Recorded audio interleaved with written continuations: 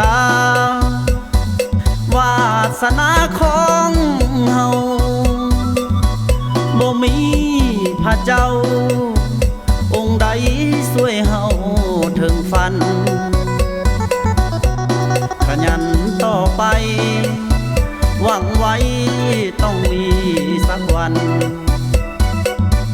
ตามหาความฝันทางผ่านชีวิตวุ่นวายน้อยใจแต่บ่ได้อ่อนแอผิวดำกำแลบ่แค่สายตาผู้ใดมีหลายล้านคนที่ทนหยาดเหือแห้ง